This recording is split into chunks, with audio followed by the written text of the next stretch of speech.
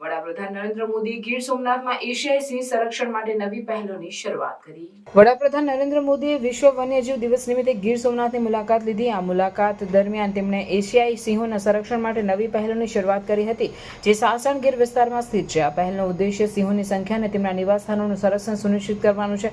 વડાપ્રધાનની આ મુલાકાત વિશ્વ વન્યજીવ દિવસની ઉજવણીનો એક ભાગ હતી, જેનો આ વર્ષનો થીમ ટકાઉ ભંડોળ છે. આ થીમ દ્વારા વૈશ્વિક સંરક્ષણ પ્રયાસોમાં ટકાઉ ભંડોળની મહત્વપૂર્ણ ભૂમિકા પર ભાર મૂકવામાં આવ્યો છે.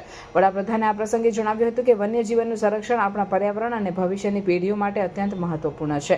મોદીએ રાષ્ટ્રીય વન્યજીવ બોર્ડની બેઠકમાં પણ ભાગ લીધો હતો, જ્યાં સંરક્ષણ નીતિઓને વધુ મજબૂત બનાવવા માટે ચર્ચા કરવામાં આવી હતી.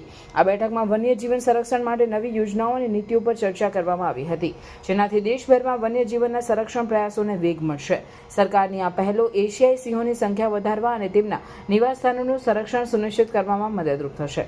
આથી આ પહેલો દ્વારા ગીરના પર્યાવરણ અને પર્યટન ઉદ્યોગને પણ લાભ મળશે, જે સ્થાનિક આર્થિક વિકાસમાં યોગદાન આપશે.